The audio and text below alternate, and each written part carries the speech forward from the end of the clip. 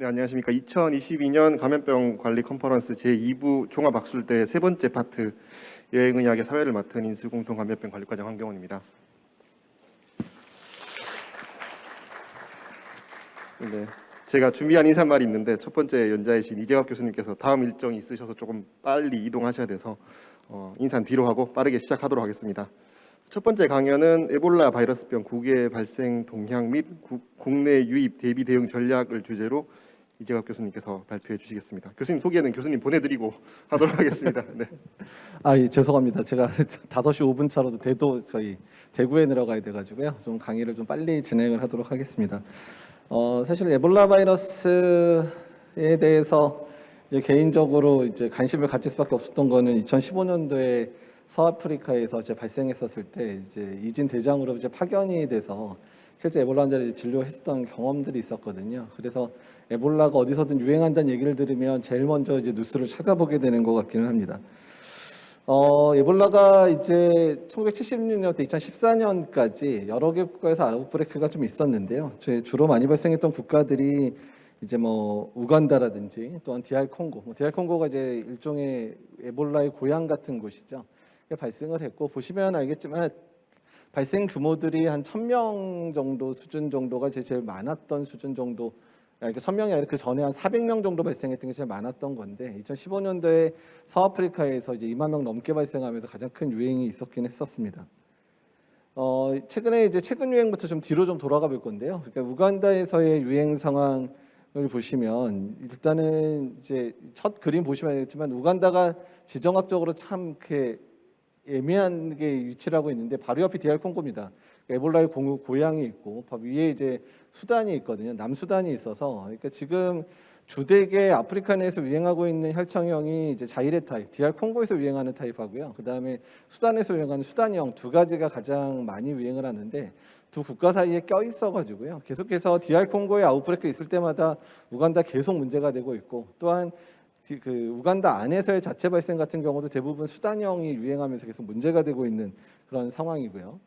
근데 이제 보통 이제 역학조사관 분들께서 딱 이렇게 지도 발생 커브 이제 9월 20일에 이제 환자 발생 커브 발생했던 신고를 했는데 이런 식으로 5개 주에서 동시에 발생했다 이러면 이제 망했구나. 이거 지금 꽤 오래 가겠구나. 이렇게 짐작을 하시게 될 겁니다. 이미 인덱스 케이스는 찾기는 어려운 상황이고 그 내부에서 어느 정도 유행이 된 상황이 발견될 거거든요. 저희가 그래서 정은옥 교수님 팀하고 이 부분에 있어서 저 정도 환자가 발생했으면 인덱스 케이스는 언제 발생했는지를 수학적 모델링을 한번 역추적을 해봤더니 적어도 40일에서 80일 전에 발생을 하면 이 정도 환자가 발생할 수 있다 이렇게 추정이 되더라고요. 그러니까 이미 이제 꽤 많은 2-3개월 이전에 먼저 환자가 발생했는데 디텍션이 안 됐던 상황들이라는 거고요.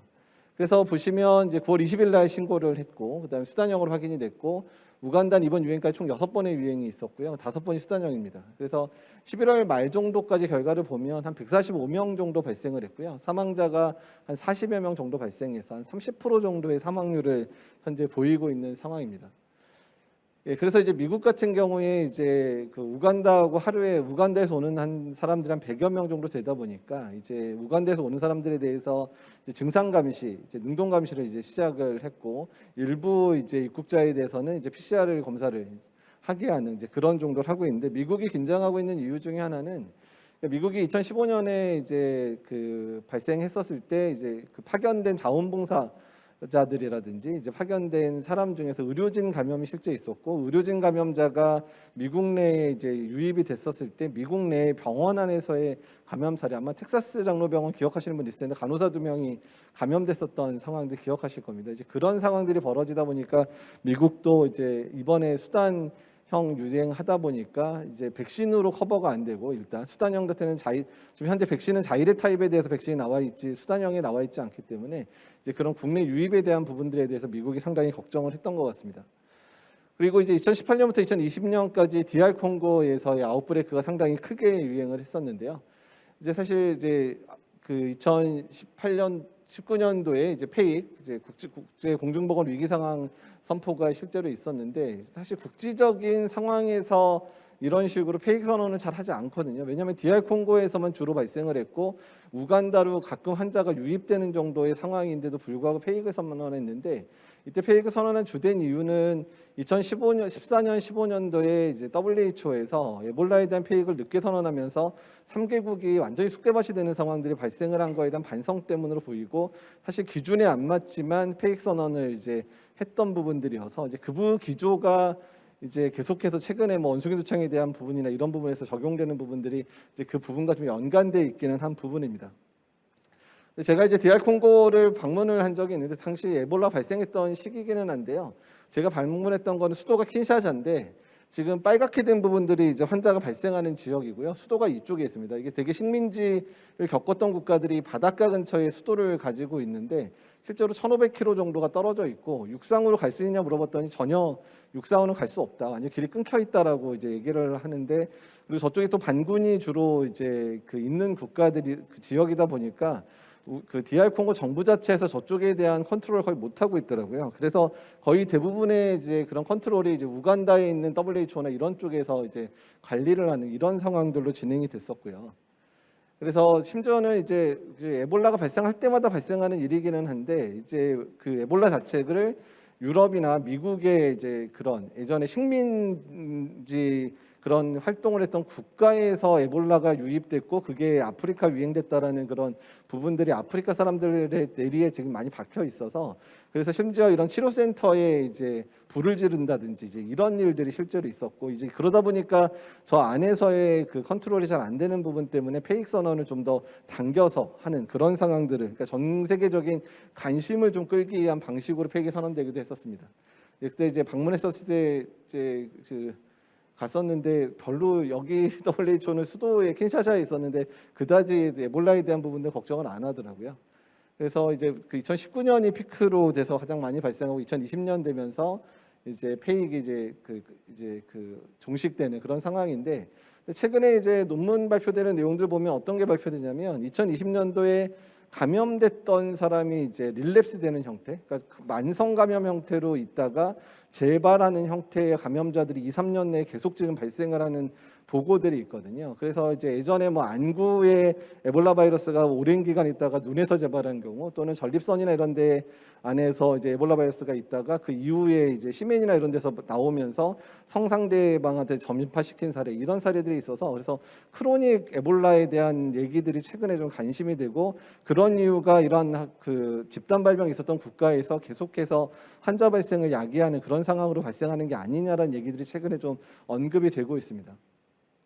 서아프리카와 관련된 부분들은 이제 첫 환자는 이제 2013년 10월에 발생이 되긴 했었고요. 2014년 3월에 이제 국경 없는 의사회에서 이제 상황이 심각하다고 보고를 했는데 WHO가 이때 바로 반응을 하지 않았고요. 그러다가 늦게 이미 3개국의 수도에서 집단 발병이 일어나기 시작한 시점에서 2014년 8월에 페이크를 선포를 했고, 이제 이런 문제 때문에 환자 발생에 대해서는 WHO에서 상당히 이제 그때 공격을 많이 받았고, 그러니까 GHSA라고 최근에 이제 장관급 회담이 사실 시작된 이유도 WHO가 에볼라에 대해서 대응을 제대로 못한 거에 대한 반성 때문에, 그러니까 WHO가 액팅 그룹이 없고 실제로 이런 걸 컨트롤할 수 있는 행정적인 조직이 부족하다 보니까 국가 차원에서 개입해야 된다. 그래서 이제 미국이 개입을 하기 시작하고, 미국이 영국하고 프랑스의 개입을 요청해서 3개국의 각 한 국가가 이제 한 국가씩을 담당하는 형태로 이제 가기 시작했거든요. 어쨌든 이제 2014년에 이제 아셈에서 이제 미국에서 우리나라에도 의료진 파견해달라 부탁을 하면서 우리나라도 의료진 파견을 하게 됐습니다. 그래서 저희가 이제 3번의 이제 세 팀이 진행이 됐고요. 어쨌든 마지막에 10명, 제가 이진인데 간호사 1명이 탈락하면서 9명이 갔고, 그다음에 3진은 민간 의료진은 가지 말라 그래서 이제 군의관 중심으로, 군의관은 군 간호사 중심으로 파견이 됐었습니다. 예, 그래서 1진 파견할 때가 이제 거의 유행의 피크일 때 파견이 됐고, 2진, 3진 때는 유행이 좀 가라앉을 때긴 한데 저희 때는 주로 중증 환자들이 주로 입원하는 그런 역할들을 해서 환자를 봤었던 기억이 있습니다. 이 부분은 좀 넘어가고요. 근데 이제 이런 국가들의 특징이 뭐냐면, 그러니까 그 시에라리온이나 뭐 라이베리아라든지 기니의 가장 큰 문제가 뭐냐면 의료비 자체의 지급이나 이런 능력이 계속 딸리는 거거든요. 1년 동안 한 사람이 의료비를 지급하는 게 15불, 뭐 27불, 30불입니다. 그러니까 우리 한번 감기 걸려서 감기약 한번 받으면 끝나는 비용을 그 1년에 국민 한 명이 의료비를 지출할 수밖에 없는 정도의 아주 열악한 의료 수준이었다는 부분들이 가장 큰 문제고, 의료진 숫자도 우리나라에 비할 바도 안 되고 아프리카 내에서 그나마 잘 사는 나이지리아에 비해서도 거의 10분의 1 정도의 의료진 수준을 가지고 있기 때문에 문제였는데 이런 의료진 자체가 감염이 되면서 실제로 사망한 사례들이 있다 보니까 그래서 의료진들이 환자 보다가 다 도망가는 그런 일들도 초기에 벌어졌기 때문에 아예 의료 체계 자체가 존재하지 않는 상황에서 에볼라가 유행을 하는 그런 상황이었고요. 그래서 우리나라나 선진국에서 에볼라가 유입이 됐다고 해서 뭐 몇만 명, 몇천 명 수준의 환자가 발생할 수 있는 건 절대로 아닙니다. 왜냐하면 아무것도 안 하더라도 그냥 환자만 격리를 하더라도 그냥 치료를 못 한다고 해서 격리만 하더라도 큰 문제가 되지는 않기 때문에 실제로 유입 자체, 그러니까 유입을 초기에만 잡아내고 그 환자의 범위 수준만 최소화시킨다면 그게 문제가 되는 감염병은 아니고요. 오히려 심리적인 그런 영향들, 워낙에 감염병에 대해서 국민들이 되게 이렇게 패닉 상황에 잘 빠져서 우리나라 내에 에볼라 환자 발생했다는 사실만으로 너무 정신이 없게 되는 상황들만 이제 잘만 컨트롤한다면 사실 크게 문제가 될 병들은 아니고요. 주로 이렇게 의료진들이 부족하거나 의료 체계가 붕괴된 국가들에서 문제가 될 수밖에 없는 질병이란 부분들을 쉽게 깨달을 겁니다. 그 당시에 이제 보시면 알겠지만 이제 17살짜리 애거든요. 이게 에볼라 가장 무서운 게 17살, 20살, 22살, 3살, 그러니까 20대도 이제 심하게 왔을 경우에는 사망하는 그런 상황들이고 이 친구 같은 경우는 뇌염까지 동반이 돼서 이제 실제로 회복은 됐지만 계속해서 경련을 일으키다가 이후에 이제 에볼라 치료는 끝났지만 이후에 뇌경련이 일으키다가 아스픽시아 돼가지고 끝내 사망하는 환자가 됐거든요. 그래서 이런 식으로 젊은 사람에서도 매우 페이탈한 질병이라는 부분이 가장 큰 문제긴 합니다. 이 친구 좀 많이 나아졌을 때 상황이기는 한데 근데 이 친구 이제 사망했다는 뉴스를 저희가 이제 한국 들어와서 뉴스를 보고 나서 좀 당황하긴 했었습니다. 예, 애기 이제 사실 원래 이렇게 업으면 안 되죠. 얘는 이제 격리 해제되기 전날 해제되는 날이어가지고 이제 애가 자꾸 엄마 보고 싶다 그래가지고 했고 여기 앞에 애기 안고 있는 거 저희 한국 간호사입니다. 그래서 애기 이제 전염성 없는 기간이어서 업어주긴 했는데 이렇게 업은 장면들 그리고 내부하고의 소통이 어렵다 보니까 무전기로 소통을 했거든요. 근데 이제 저희가 이탈리아 NGO에 저희가 파견 나와서 했다 보니까 이게 이제 영어 잘 못하는 한국 사람과 이탈리아 사람이 만나서 영어로 소통을 하다 보니 그것도 지지거리는 저 무전기로 하다 보니까 중간에 쌈 나가지고 막 서로 F자 들어간 욕 나가고 막 그런 일도 실제 있었는데 막상 이제 직접 대면하면 아무것도 아닌 거로 의사소통이 안 돼서 싸웠던 적들도 있던 기억이 납니다. 예, 같이 근무했었던 뭐 영국 의료진, 이탈리아 의료진, 한국 의료진 섞여서 같이 근무를 했었었고요.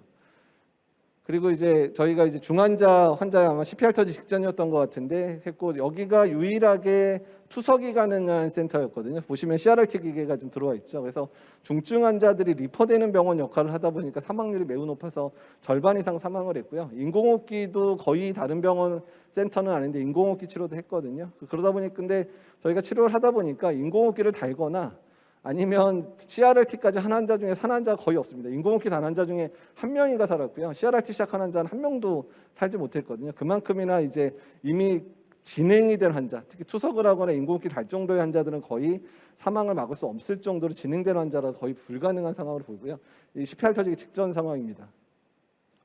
에볼라 바이러스 잘 아시겠지만 이제 1976년에 이제 DR 콩고 자이레에서 이제 확인이 됐던 병이고 자연계에서의 숙주는 이제 그 박쥐 그리고 이제 유인원으로 넘어갔고 또 감염된 환자 체액이나 체혈액에서의 노출로 보는데 이게 그러니까 점막을 통한 전파는 매우 강하게 돼 있고요. 특히 니들스틱 인절이나 이런 거는 거의 100% 감염된다고 할 정도로 되게 위험하게 생각을 하고 있고 심지어 환자가 땀을 흘리면 애과 같은 데서 이제 저희가 PCR을 돌리면 애과에서 PCR에서 양성 나옵니다. 그러니까 환자랑 악수를 할 땀이 많이 나는 사람하고 악수를 하는데 환자하고 악수할 때 만약에 내 손에 상처가 있거나 이러면 그렇게도 감염이 될 수 있는 정도로 전파력이 매우 강한 접촉 전파에 의한 전파가 매우 강한 바이러스라고 생각하시면 될 것 같고요. 이게 이제 부시미치라 그래서 박쥐포를 이제 명절 음식처럼 아프리카에서 먹는데 그러니까 사실 박쥐포 먹어서 감염되지는 않습니다. 이 정도 말릴 정도는 바이러스가 죽는데요. 얘를 잡아서 육포를 만드는 과정 중에서 내장 빼내고 피 빼내는 과정에서 혈액이 튀다 보니까 이제 감염이 되는 이런 일들. 그래서 박쥐 사냥꾼에서 마버그나 에볼라가 발생하는 경우들이 상당히 많이 보고가 되고 있습니다. 예, 그래서 지금 현재 5개 타입이 있는데 말씀드린 대로 자이레 타입이 가장 유행이 많았고 일단 그 DR 콩고에서의 유행은 자이레 타입이었고 서아프리카 유행도 자이레 타입이어서 아마 중앙아프리카에 있었던 게 서아프리카로 전달이 됐던 거로 생각을 하고 있고 이번에 이제 우간다 유행의 건 수단형으로 알려져 있습니다. 뭐 접촉을 통한 전파, 또 성관계 아까 말씀드린 대로 시멘에서 6개월까지도 에볼라 바이러스가 나오기 때문에 성관계를 통한 전파는 최근에 이제 아예 확립이 된 상황이고요. 그다음에 증상은 뭐 초기 증상은 근육통, 발열, 구토인데 그 이후에 열이 나는 시기가 지나면 설사를 아주 많이 합니다. 그래서 거의 많은 심한 환자는 하루에 뭐 3리터에서 10리터 이상 설사를 하는 환자들도 있어서, 그러니까 설사 많이 하고 그 다음에 신부전 빠지고 소변 안 나니까 그 다음에 이제 그 폐부종 발생하고 이러면서 이제 그 멀티오간 디스 멀티오간 페일러로 이제 가면 사망하는 그런 패턴들로 가는 환자들이고요. 사실 출혈 자체가 초기부터 동반되는 환자는 거의 없고 말기에 사망하기 직전 정도 돼야 장출혈이 온다든지 눈이라든지 귀 같은 데서 일부 이제 점상 출혈들, 그러니까 혈소판 떨어지면서 떨어지는 출혈 정도지. 그래서 에볼라 바이러스, 예전엔 에볼라 헤모리직 피버로 불렸던 거를 에볼라 바이러스 디지즈로 바꾼 이유는 이런 출혈 소견이 전체 환자의 10% 이내에서만 발생하는 소견이어서, 그래서 요새는 에볼라 헤모리직 피버로 부르지 않는 이유도 이제 그런 이유 때문입니다. 그래서 이제 당시에 나온 논문들 보면 뭐 설사가 심하거나 위크니스가 심하면 사망률이 올라가는 부분으로 이렇게 보여서, 그래서 저희도 명확했던 게 환자가 걸어서 들어올 만한 환자는 그래도 살아서 나가는데요. 20대 30대여도 이미 설사 너무 많이 해서 탈진돼 가지고 침대에 실려오는 환자들은 거의 2, 3일 내에 사망하는 그런 것들을 볼 수 있었습니다. 그리고 저희가 봤던 환자들 마찬가지인데 전신세약간 발열, 근육통, 뭐 구토설사 이렇게 많은 것들이 이제 보여지는 부분이고요. 그래서 보통 증상들, 특히 이제 그 사망률이 높게 올라가는 것 중에 하나가 이제 아노렉시아, 퍼티그, 피버 이렇게 되고 설사 많은 환자들의 이제 사망률 높은 것들로 연관돼 있고요. 그래서 당시에 나온 거하고 이제 최근에 나온 게 거의 이제 정립이 됐는데, 처음에 발열기, 두 번째는 이제 장염 증상이 있는 시기, 이때 거의 10리터씩 아까 설사한댔고, 그 이후에 베스큘라 리기라든지 이런 게 발생하면서 이제 장기 부전 형태가 오는 형태로 환자가 사망한다 이렇게 알려져 있습니다. 뭐 진단은 PCR이나 엘라이자 방법으로 이제 보통 진단을 하는데, 보시면 당시에 이제 논문 얘기는 하는데 사망 연령의 기준이 45세입니다. 그러니까 45세 이상이면 치명률이 확 올라가니까, 제가 저때 갔을 때가 41살, 2살일 때 갔었으니까 지금 이제 내년에 50이 되거든요. 이제는 에볼라 발생한다 어디 가라 그러면 이제 불러주지도 않을 거라고 생각이 되는데, 어쨌든 간에 연령대가 젊은 사람에서도 사망률이 이렇게 높다는 거, 21세 미만이 되면 또 소아에서도 사망률이 올라가서 약간 J자 커브를 좀 그리거든요. 소아에서 올라가고 노인에서 올라간, 나이 들어서 올라가는 그런 J자 커브를 그리고 있습니다. 예, 그리고 사망률 보게 되면 초기에 이제 대응이 부족할 때 74%, 9월, 10월에 48%, 이때가 이제 경구 수액이 공급되기 시작을 했고요. 이때가 이제 IV 수액이 공급되기 시작하면서 사망률이 급격히 떨어지고 어느 정도 환자 치료가 안정화가 됐을 때 23%까지 떨어졌고요. 당시에 이제 유럽이나 이제 미국 의료진이 감염됐을 때는 다 유럽이나 미국으로 이베큐션 돼가지고 치료받았는데, 유럽, 미국에 가서 치료받은 분들은 사망률이 10% 미만이었습니다. 그러니까 그 당시에 나와 있던 실험적인 치료제 다 쓰고 크리티컬 케어를 잘하면 환자 사망률이 그렇게 높지 않더라라고 이제 돼 있어서, 우리나라 의료 수준이면 아마 10% 미만 정도까지 사망률을 낮출 수 있지 않을까 생각을 하고 있습니다. 예, 위험 인자에 해당되는 부분들이 이제 요 정도에 해당되는 부분들이고요. 예.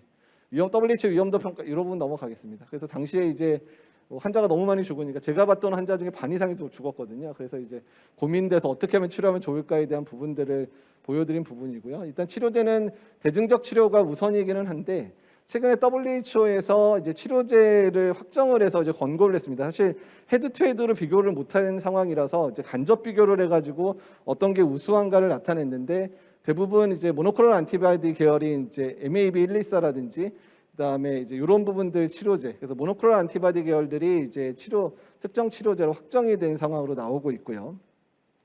그다음에 이제 백신 같은 경우에는 이제 우리가 머크에서 나온 에레보하고 그다음에 이제 얀센, 이번에 코로나19 얀센 백신의 모태가 됐었던 이제 AD26 제보부, 이렇게 두 가지가 허가가 돼 있고, 그래서 이제 머크 거는 1회 접종, 그다음에 얀센 백신은 2회 접종하는 걸로 돼 있는데, 일단 임상 결과는 머크께 좀 더 많이 나와 있는데 효과는 이제 97%, 100% 정도 예방 효과가 있다. 특히 노출 후에 접종을 하더라도 예방 효과가 뛰어나서 링백시네이션 방식들도 많이 동원하고 있고요. 지금 아프리카 내에서는 특정 지역에 유행을 하면 특정 커뮤니티 지역, 그러니까 뭐 디스트릭트라든지 이런 주 지역이나 이런 데 전체한테 예방 접종을 하는 방식으로 지금 이제 억제를 하고 있는 방식을 하고 있습니다. 에볼라 고도병리병상과 관련돼 있어서는 이제 미국에 있는 에모리 있는 형태 같은 경우, 그다음에 네브라스카나 이런 데서 하고 있는데, 사실 국내 이제 격리 병상들하고 크게 차이가 있지는 않습니다. 다만 이제 그런 부분들을 어떻게 잘 하는지에 대한 부분이고, 그래서 되게 이제 유리벽이 이렇게 돼 있는 상태의 두 가지 투 챔버를 만드는 그런 방식들이 환자의 모니터가 편하고 이런 구조여서 최근에 이런 방식의 병실들을 좀 많이 만들고 있는 편이고, 그다음에 영국 같은 경우에도 이제 격리 병상 만들었지만 바로 이제 고도 병상 만들 수 없으니까 이런 식으로 음압 챔버를 임시적으로 만드는 이런 모듈형으로의 그런 치료 수상을 동원해서 치료를 하기도 했었습니다. 예, 심지어는 음악 카트에도 환자 눕혀놓고 그냥 환자 그냥 저 안에서 약물 주기도 했었어서, 그러니까 이렇게도 치료를 하긴 했었었고요. 예, 이런 식으로 모듈형으로 하는 부분들도 있어서 만약에 그런 상황까지 가지는 않겠지만 병상 부족하면 이런 모듈형을 사용하는 것도 방법일 것 같습니다.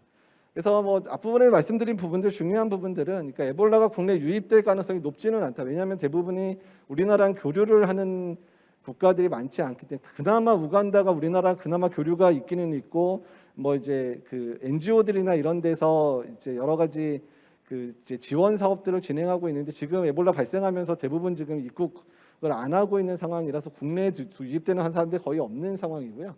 어쨌든 앞으로의 대응과 관련된 부분에 있어서는 해외 동향들에 대한 부분들, 그리고 치료제가 예전에 이제 그 파비피라비어라 그래서 일본에서 나온 치료제가 일부 효과가 있어서 지금 100명분 정도 국내에서 지금 그 비축을 하고 있기는 한데, 어쨌든 이제 WHO에서 치료제를 정했기 때문에 모노클로널 안티바디 일부를 혹시라도 유입된 환자랑 또 환자를 치료해야 되는 환자 의료진 대상으로 사용할 수 있게끔 하는 부분들, 그다음에 백신과 관련된 부분에 있어서 환자를 치료해야 될 수 있는 그런 의료진들과 예방 효과를 노리기 위해서 이제 노출후 예방을 위해서 현재 지금 출시되어 있는 예방 백신 정도를 비축하는 수준에서 어느 정도 대비가 가능하지 않을까 이렇게 생각을 하고 있습니다.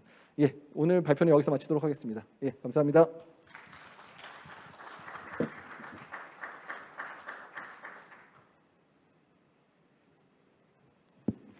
교수님께 40분에 2석을 하셔야 돼서 질문은 따로 메일을 보내시거나 하는 방식으로 하셔야 될 것 같습니다.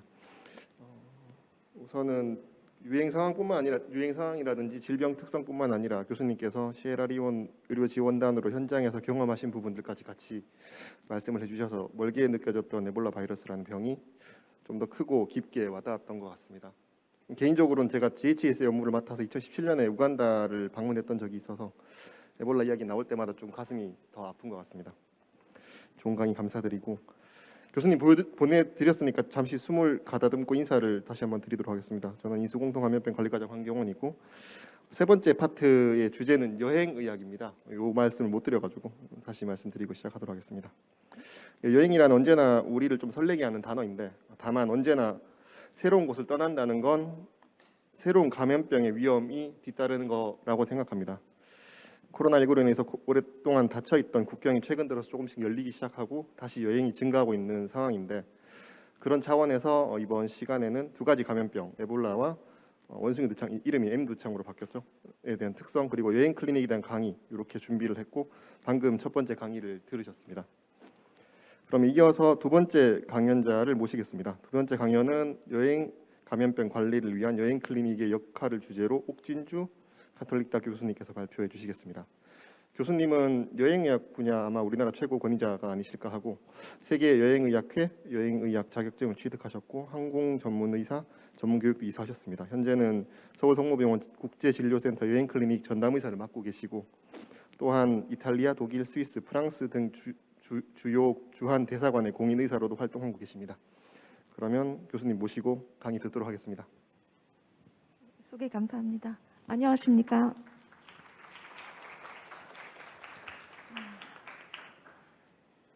사실은 그 여행 클리닉에 대한 강의는 굉장히 그 고민스럽게 준비해 왔습니다. 왜냐하면 굉장히 광범위한 내용이거든요. 그래서 제가 드릴 말씀 너무 많은데 일단 시간 알려주시면 제가 최대한 맞춰보겠습니다.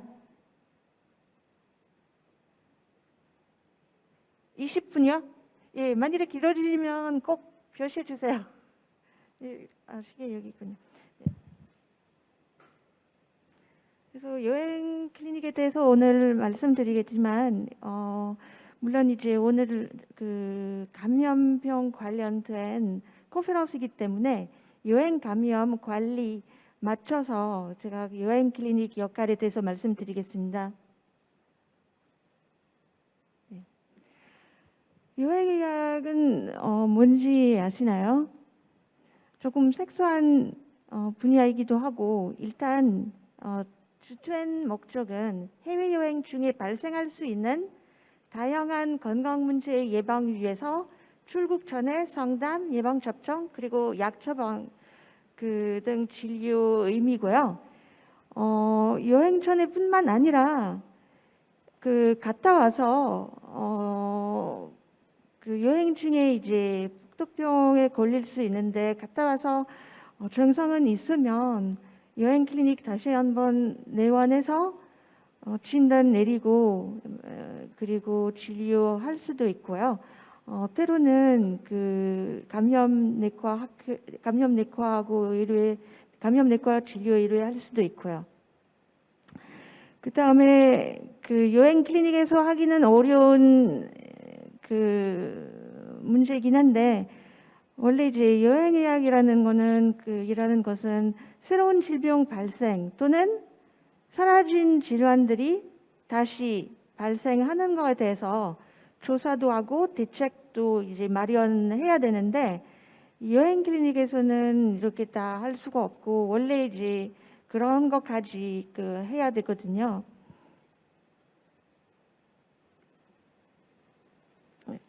그래서 출국 전에 여행 클리닉 방문해야 하는 이유는 예방접종 확인을 해야 되고 표준 예방접종도 확인할 필요도 있고 그뿐만 아니라 이제 해외 감염 관련된 예방접종도 필요하면 처방을 해야 되고요.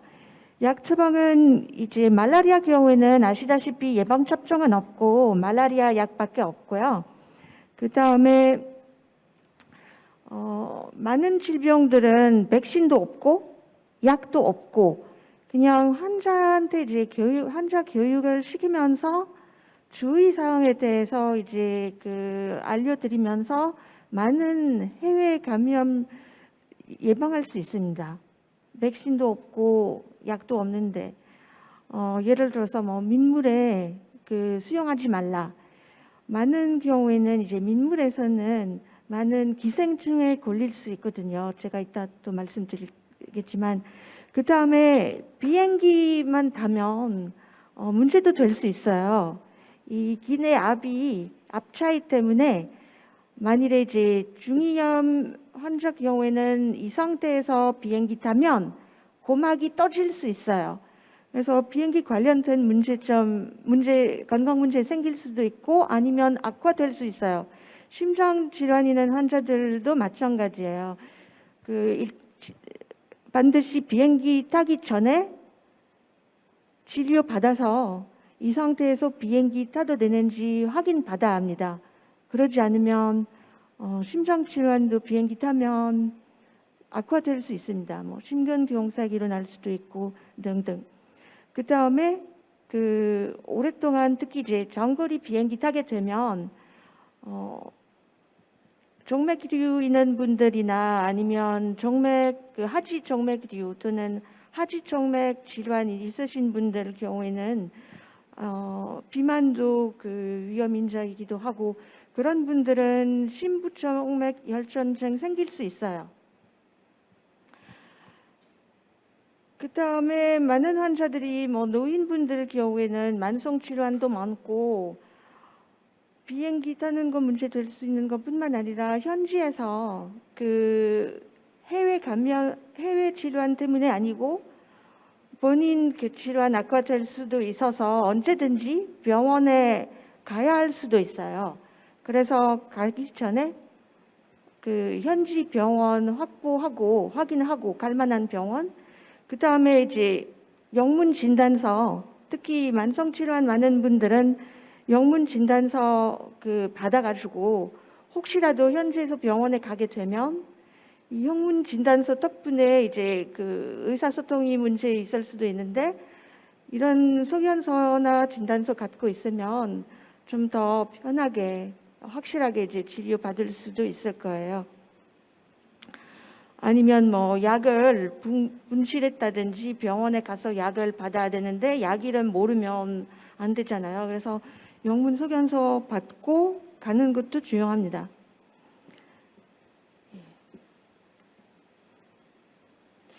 그래서 환자가 이제 해외여행 전에 여행 클리닉 방문하게 되면 진짜 할 게 많아요. 우선 환자 조건 맞게 상담을 해드려야 되는데 여행지, 그 여행지에서 그 어떤 질병이 있는지 확인해야 되는 것뿐만 아니라 얼마 동안 있을지 그것도 이제 그 대책은 달라질 수 있거든요.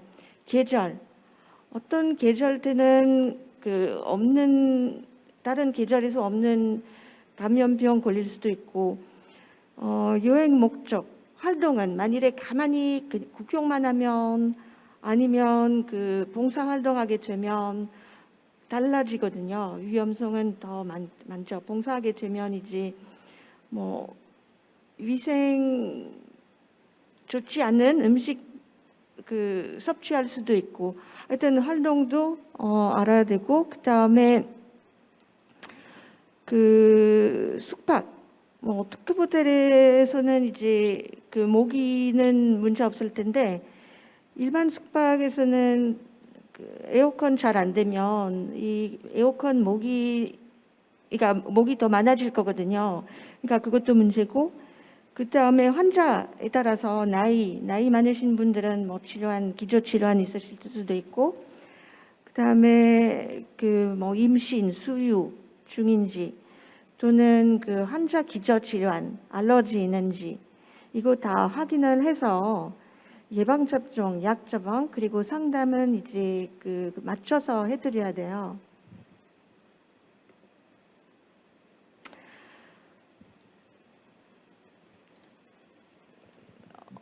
이거는 그 VFHO는 뭐냐면 그 외국인들 중에 우리나라와 있는데 예를 들어서 아프리카 사람들, 아프리카 외교관들은 뭐 10년, 20년 동안 계속해서 외국에서 살았는데 먼국에 가게 되면 먼국 사람들보다는 더 쉽게 말라리아에 걸릴 수 있다든지 이런 거 그 특성상이 있거든요. 그래서 이런 환자 보게 되면 예를 들어서 뭐 말라리아 경우에는 이 세네갈 환자 외교관인데 10년 동안 외국에서 살았는데 세네갈 가게 되면 반드시 말라리아 예방을 잘 해드려야 돼요. 잘 해야 됩니다. 그런 얘기고요. 그다음에 장기간 유행하게 되면 말라리아 경우에는 이제 어떤 때는 매일 약을 복용할 수도 없고 그래서 이제 제일 위험한 지역에 갈 때만 복용한다든지 하여튼 그 상황 맞게 처방을 해드려야 되는 거죠.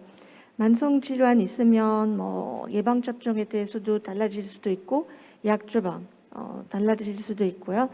면역 결핍도 마찬가지고 뭐 임신, 소아 경우에는 예방 접종이나 약 처방할 때 그리고 현지에서 걸릴 수 있는 질환에 대해서 다 감안해서 상담을 해드려야 돼요. 따로 해드려야 되고요.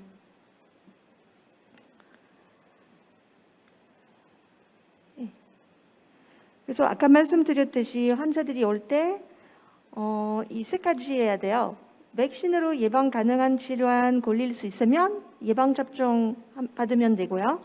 그다음에 말라리아 경우에는 백신은 없고 약을 처방해 드려야 되고 때로는 여행자 설사 그것도 이제 약을 미리 처방해 드릴 수도 있고 그 나머지는 약도 없고 백신도 없고 상담해 드릴 수밖에 없고 근데 이제 뭐 아프리카나 남미 가게 되면 정말 걸릴 수 있는 질환 많기 때문에 상담이 많이 길어질 수밖에 없어요.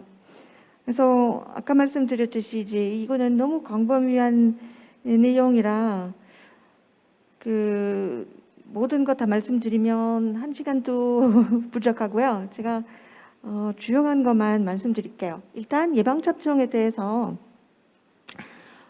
간혹 이제 표준 예방접종 다 받지 않는 사람들도 와요. 그래서 인플루엔자 물론이고 폐렴 나이 드신 분들 경우에는 이제 폐렴 사살알기운도 확인해야 되고 또는 바상품은 아시다시피 10년마다 원래 맞아야 되잖아요. 바상품 백신 10년마다 맞아야 되는데 그리고 한두 번이라도 그 100일에 포함한 백신도 맞아야 되는 거죠. 100일에 포함한 백신은 10년마다 아니고 뭐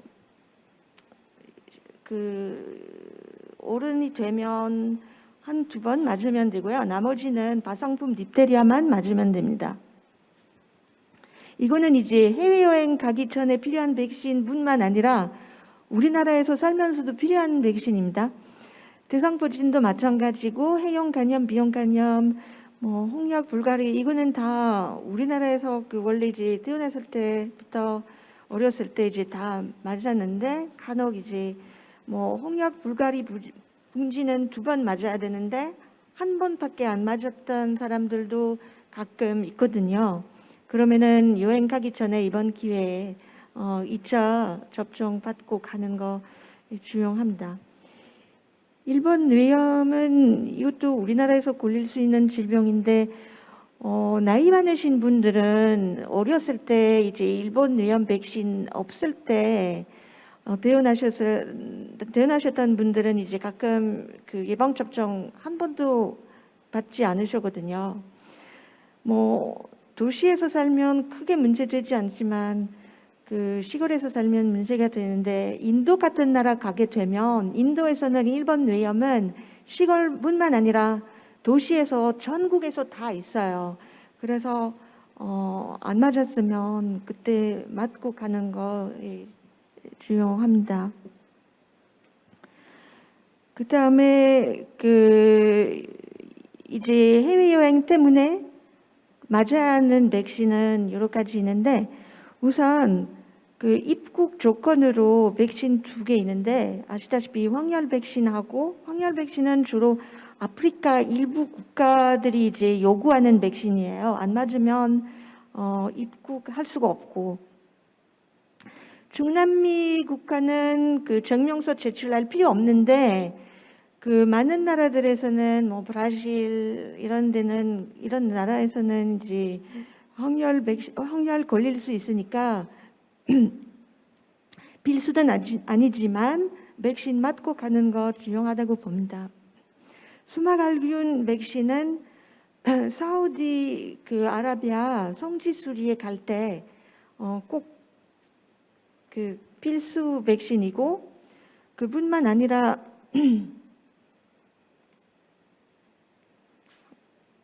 아까 황열 주로 이제 아프리카에서 그 입국할 때 필요한 제출해야 되지만 남미 쪽에서는 입국 조건이 안 되지만 맞고 가야 하는 거예요. 브라질은 전체는 아니고요.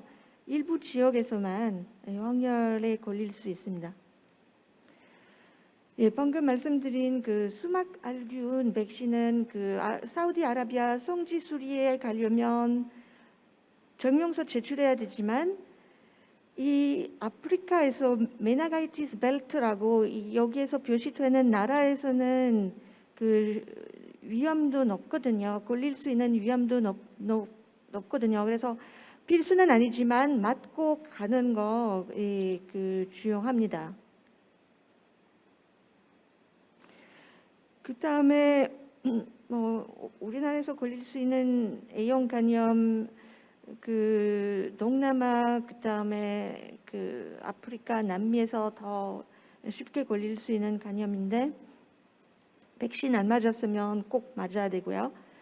그 다음에 그 정티푸스는 이제 우리나라는 그 거의 없다고 봐야죠. 근데 이제 동남아 아프리카에 가면 쉽게 걸릴 수 있는데 많은 환자들은 정티푸스 백신 맞고 가면 위장염 걸릴 수 없다고 오해하는 분들이 많아요. 이 정티푸스는 말 그대로 정티푸스만 예방을 할 수 있는데 이 수많은 그 위장염 그 균이 다 정티푸스 때문에 아니거든요. 살모넬라도 있고 다른 살모넬라도 있고 시겔라 다른 그 캠필로박터 이런 거에 대해서는 정티푸스 백신 맞아도 예방이 안 되거든요. 그래서 정티푸스 백신 맞아도 다른 무서운 위장염 걸릴 수 있으니까 그거에 대해서 설명 꼭 해야 되고요.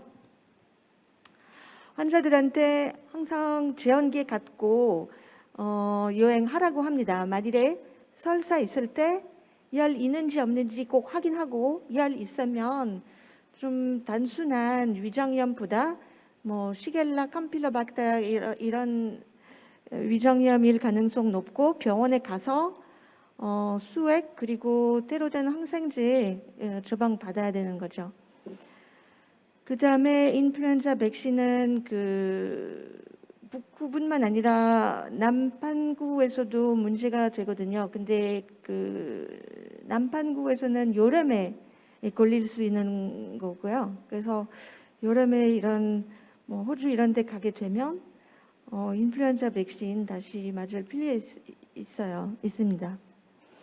진드기 매개 뇌염 백신은 뭐 주로 이제 러시아 백신도 있고 유럽 백신도 있는데 우리나라에서 없는 백신들인데 일단 그 발병 위험도 높은 지역에 가게 되면 백신 안 맞아도 굉장히 진드기에 물리지 않도록 주의해야 합니다. 그 다음에 콜레라 백신은 아시다시피 뭐 효과 투여나는 백신은 아니고요. 뭐 50%, 70%밖에 효과밖에 없고요. 그래도 뭐 인도 같은 위험 지역에 가게 되면 안 맞는 것보다 맞으면 좋다고 봅니다. 방금 말씀드린 그 폴리오, 죄송합니다. 이 폴리오인데요. 요새 며칠 전에 그 미국에서도 난리 났었는데 사실 오래전부터 이 폴리오는 아프가니스탄, 파키스탄 그 다음에 소아프리카에서 카메룬, 나이지리아 그런 데서는 항상 문제 있었죠. 근데 문제는 그쪽에서는 그 생백신 사용하는데 이 생백신 때문에 이 백신 안 맞았던 사람들이 이제 그 폴리오 걸리게 되는 거죠. 그리고 폴리오는 또 문제 뭐냐면 우리는 우리나라에서 살면서 폴리오 백신 다 맞았는데 그래서 이제 IgG 그 면역 글로불린 생겨서 우리는 노출이 되면 안 걸릴 거라고 그 돼 있는데 문제는 질환은 걸리지 않아도 이 바이러스는 정으로 들어가서 다른 사람한테 그 전파될 수 있어요.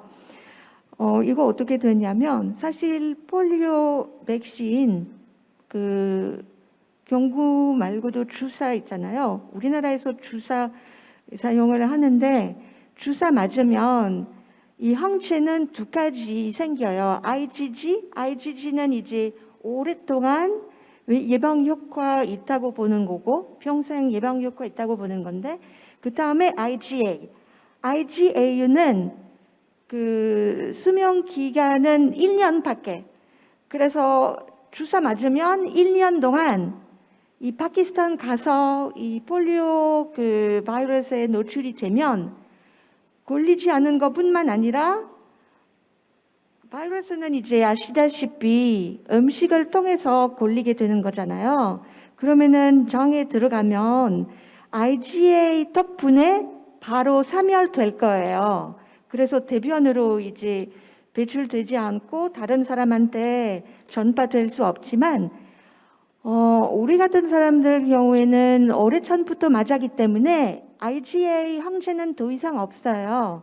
그래서 파키스탄에 이런 위험 지역 가게 되면 폴리오에 걸리면 그러니까 그 바이러스는 이제 그 섭취하게 되면 질병은 걸리지 않을 거지만 다른 사람한테 전염할 수 있어요.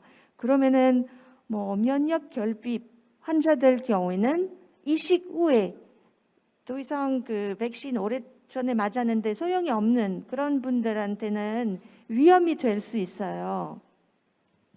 그래서 이런 폴리오 위험 지역 가게 되면 아무리 폴리오 백신 다 맞아서도 어렸을 때 한 번 더 맞고 가야 돼요.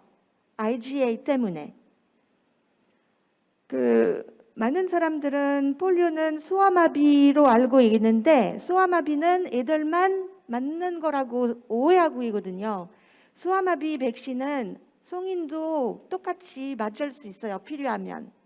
그래서 외국에서는 백신 정보 보시면 이 성인에게도 필요하면 부스터로 처방할 수 있다고 돼 있는데 우리나라 제품 설명서는 소아에게만 투여하는 내용밖에 없어요. 그거는 아쉬운데 근데 똑같은 백신은 성인에게 처방할 수 있습니다. 가끔 이제 환자뿐만 아니라 의사들도 그 내용을 잘 모르거든요. 근데 꼭 이렇게 발병 위험도 높은 지역에 가게 되면 폴리오 백신 특히 봉사활동 이렇게 한 달 이상 그 나라에서 이제 거주하면서 활동도 하면 꼭 필요한 백신입니다. 예, 콜레라는 아까 말씀드린 대로 이제 뭐 아프리카, 인도, 동남아 모든 지역은 아니고 일부 지역에서 문제가 되는데 그래서 콜레라 이런 데 가면 특히 이제 발병 수준이 높은 국가에 가게 되면 콜레라 백신 복용 우리나라는 지금 주사 아니고 경구 백신이니까 복용하고 가는 거 아무리 100% 효과를 기대할 수가 없지만 이렇게 백신 예방 접종 받고 가는 거 좋다고 봅니다.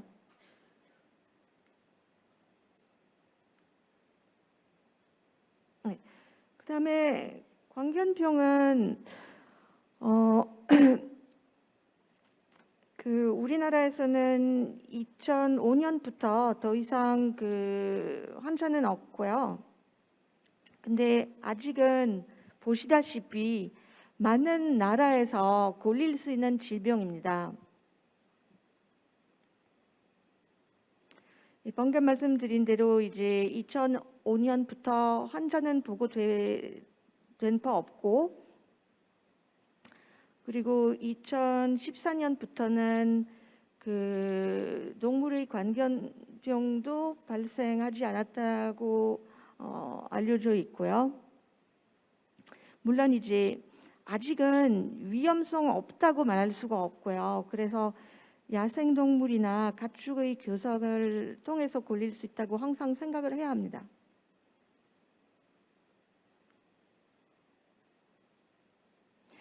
그래서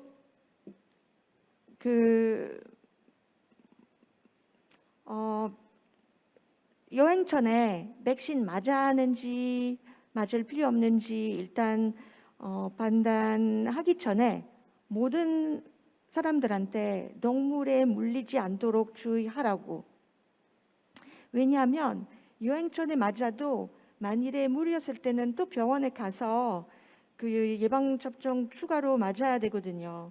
근데 그 나라에서는 갈 만한 병원 없으면 곤란하니까 일단 제일 좋은 방법 대책은 동물에 물리지 않도록 주의하는 거.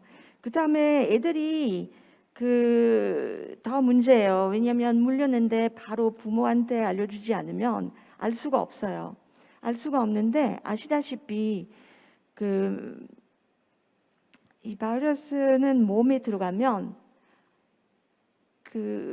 증상은 바로 아니고 몇 개월 후에 생길 수도 있고 길게 몇 년 후에 어떤 환자는 거의 30년 후에 증상 발생되는 환자도 한 명 있었고요. 근데 문제는 증상 발생하면 방법이 전혀 없어요. 죽을 수밖에 없어요. 그래서 애들은 더 잘 챙기고 그리고 애들 경우에는 이제 기가 작아서 물릴 때 개한테나 뭐 다른 동물에 원숭이 같은 동물에 물렸을 때 다른 부위보다는 얼굴에 물릴 가능성도 높기 때문에 더 심한 질병 바로 증상은 이제 더 빨리 증상은 나타날 수 있습니다. 그래서 보통 여행 전에 예방 접종 권장하는 것은 이제 그 정말 그 국가에서 위험성 높거나 아니면 그 오랫동안 거주할 하는 경우 또는 활동 때문에 뭐 수의사 또는 동물 관련된 활동하게 되면 분명히 노출될 가능성 높아지기 때문에 이런 데는 그 예방 접종 미리 맞고 가는 거 중요합니다. 예전에는 그 3번 맞아야 되는데 3주 간격으로 3주 걸쳐서 3번 맞아야 되는데 세계보건국 그 연구 결과에 의하면 이제는 2번만 맞으면 충분하다고 증명이 돼서 지금 맞을 필요 있으면 3번 아니고 7일 간격으로 2번만 맞으면 됩니다. 그리고 만일에 이제 여행 중에 그 물렸을 때 두 가지 죄송합니다.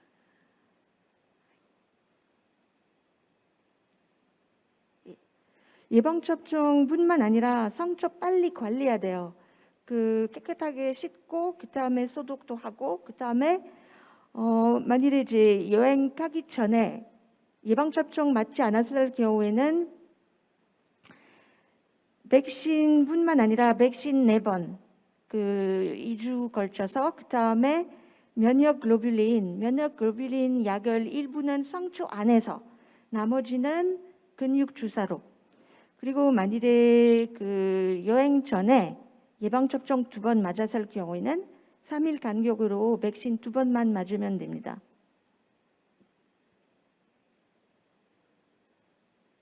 네, 빨리 하겠습니다. 예.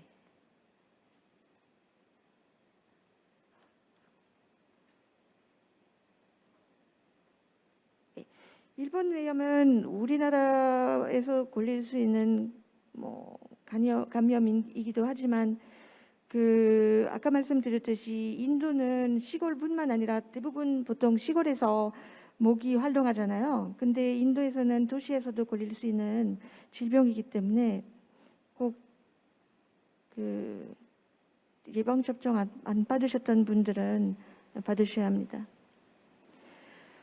말라리아는 잘 아시겠지만 그 백신은 없고 약밖에 없는데 근데 약을 복용해도 100% 효과를 기대할 수가 없어요.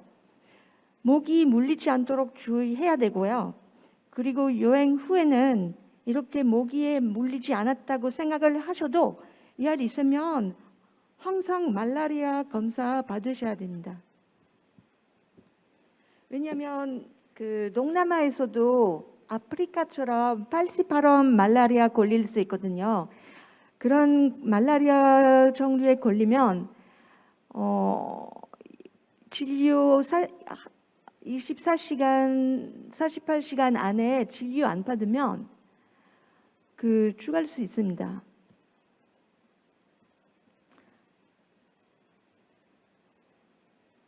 그리고 때로는 이제 특히 이제 뭐 선교사분들이나 봉사하신 분들이 가끔 그 외단 지역에 가게 되는데 병원도 없고 만일에 말라리아에 걸렸을 때 왜냐하면 예방약을 복용하셔도 걸릴 수 있으니까 예방 목적으로뿐만 아니라 진료 목적으로도 미리 처방해 드릴 필요 있어요. 네, 여기 이 사진은 안 좋은 거 예를 들어서 아시다시피 중국은 전체 중국에서 말라리아 걸릴 수 있는 거 아니고요. 일부 지역인데 근데 이제 그 나라 일부 지역에서라도 걸릴 수 있으니까 전체 이렇게 그 표시를 했는데 좀 하여튼 중국에서 일부 지역에서도 걸릴 수 있다는 얘기입니다. 전체 아니고요. 그다음에 아까 말씀드렸듯이 이제 뭐 백신도 없고 약도 없고 상담할 수밖에 없어요. 뭐 일반 상담부터 뭐 그 모기에 물리지 않고 그 물은 그 생수 이외에는 물은 그 섭취하지 말고 하여튼 일반 잘 아시는 그 주의사항. 그다음에 이제 뭐 특별한 주의사항에 대해서 따로 설명해야 되고 예를 들어서 출혈 협중증 경우에는 민물에서 수용하지 말라고 해야 되거든요. 왜냐하면 유충이 피부통에서 침투하는 거는 1, 2분밖에 안 걸려요. 그래서 가끔 무슨 종교 관련해서 세리에 때문에 꼭 민물에 들어가야 된다고 주장하는 선교사분들이 계시는데, 근데 많은 나라에서는 들어갔다가 아무리 수건으로 닦고 뭘 해도 위험성이 있습니다. 출혈 협중증 걸릴 수 있습니다. 그래서 제일 좋은 방법은 민물에 들어가지 말라는 방법입니다. 그 다음에 유비저. 유비저는 몇 년 전에 유명한 배우는 캄보디아 감독이셨죠. 캄보디아 가시면서 걸리셔서 이제 진단되지 않고 빨리빨리 진단되지 않아서 폐혈증 상태에서 병원에 가셔서 이제 사망하셨잖아요. 어떻게 보면 간단한 진료 통해서 쉽게 회복할 수 있는 질환인데 빨리 진단 내리지 못하면 병원에 가지 않으면 치료 놓치면 죽을 수 있습니다.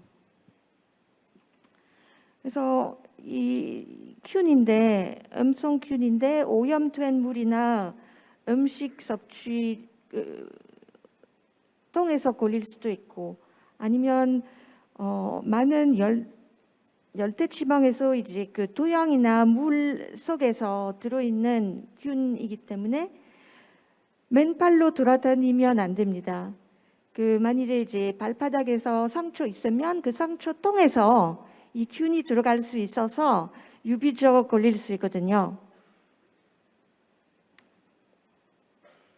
물론 치료는 간단해요. 항생제 투여하면 되는데 항생제 빨리 투여하지 않으면 이 폐혈증 상태에 와서 더 이상 치료도 안 되고 사망할 수도 있습니다. 그다음에 라임병은 주로 이제 동유럽. 교수님 시간이 좀 많이 지나가지고. 네. 알겠습니다. 그럼 빨리 죄송합니다. 진행하겠습니다. 이것도 이제 동유럽이나 미국이나 그런 데 가면 이제 진드기에 물리지 않도록 주의해야 되는데 백신은 없고 진드기에 대해서만 신경 쓰면 됩니다. 병변이 이렇게 생겼는데 이런 상태에서는 빨리 병원에 가서 항생제 진료 받으면 되거든요. 보통 독시사이클린 또는 아목시실린 그런 항생제는 빨리 투여받으면 회복할 수 있습니다. 그리고 만일에 진드기 보이면 집게로 빨리 그리고 이 그림대로 제거하셔야 안 그러면 물리게 되고 질병이 발생할 수밖에 없습니다.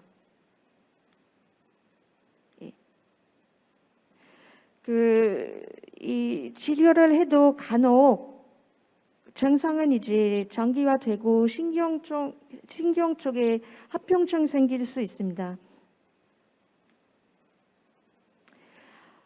댕기열에 대해서 중요한 거는 뭐냐면 댕기열 때문에 혈소판 떨어질 수 있습니다. 그래서 댕기열 걸리게 되면 사실 싱가포르에 가도 댕기열은 말라리아와 달리 도시에서 모기는 활동하거든요. 그러면은 동남아 도시에서 걸릴 수 있는 질병이에요. 방콕, 싱가포르 이런 데 가면 열 있을 때 항상 댕기열 생각을 해야 되고 아스피린이나 항응고제 먹으면 안 돼요. 왜냐하면 댕기열 때문에 혈소판 떨어질 수 있기 때문에 출혈 위험성이 높아져서 아스피린 복용하게 되면 뇌출혈이나 심각한 출혈이 일어날 수 있어요.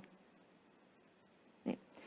그다음에 지금 우리 그 질병관리청에서는 홈페이지 보니까 많이 좋아졌습니다. 그 많은 해외 감염병에 대한 그 정보는 나와 있고요. 근데 조금 더 보충할 필요 있다고 생각을 해서 특히 이제 저는 옐로북은 그 미국 CDC 홈페이지에 있는 옐로북은 굉장히 그 많이 사용하고 있거든요. 단점은 단 하나 있으면 너무 과대평가예요. 그러니까 그 어떤 국가에 대해서 나오는 질병은 다 약간 과대평가예요. 근데 그 일단 환자가 뭐 안전한 여행을 건강한 여행을 위해서 과소평가보다는 과대평가도 낫다고 생각합니다.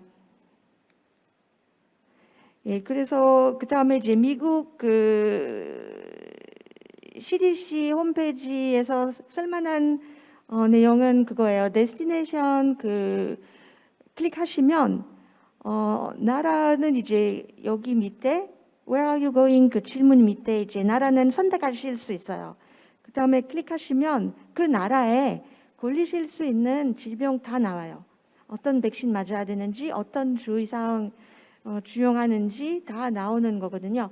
지금 보니까 우리 질병관리청 홈페이지에서 비슷한 거 있어요. 그 해외 감염병 NOW. 근데 아직은 정보가 없습니다. 네, 똑같이 비슷하게 하시면 좋을 것 같습니다. 네. 그리고 그뿐만 아니라 이제 여기에서 그 계속해서 업데이트되는 거예요. 그러니까 지난달에 이번 달에 새로운 질병 있으면 여기에서 트래블 헬스 노티스에서 나오는 거거든요. 다른 사이트는 많은데 뭐 영국 거나 그 헬스맵은 그런 것도 도움이 되실 수도 있다고 봅니다. 그리고 조금 더 이제 공부하고 싶으시면 그 세계 여행의학 학회에서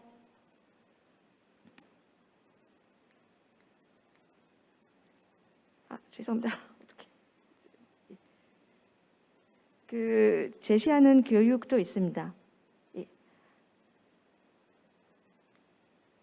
죄송합니다. 내가 너무 길어졌습니다. 마지막으로 드리고 싶은 말씀은 요새 코로나 시대에 또 해외 가면 많은 질병 걸릴 수 있는데 저는 제일 좋은 여행지는 강원도 고성입니다. 바로 산 뒤에 그 북한이 있습니다.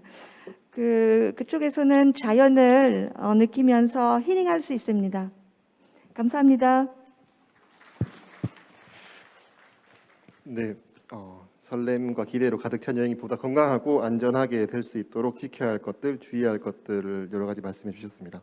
감염병뿐만 아니라 비행 중에 질환이 약화되는 경우 기저질환의 준비 등에서까지 자세하게 말씀 주셔서 큰 도움이 된 것 같고 중간에 인디비주얼 리스크 어세스먼트 보여주셨는데 다음 여행 가실 때 한번 참고하셔서 여행을 준비하시면 보다 안전한 여행이 되지 않을 수 있을까 생각하고 중간에 말씀해주신 해외 감염병 나오는 얼른 빨리 저희가 디벨롭 해가지고 CDC 수준으로 만들어야 되지 않나 하는 숙제를 주셨습니다. 참고로 저는 아프리카 출장 갈 때 황열하고 장티페스 주사를 맞았던 적이 있어가지고 강의가 더 와닿았던 것 같습니다. 혹시 현장에서 질문하실 거 있으시면 2개 정도만 받고 다음으로 진행하도록 하겠습니다. 혹시 질문 있으실까요? 네, 저기. 네.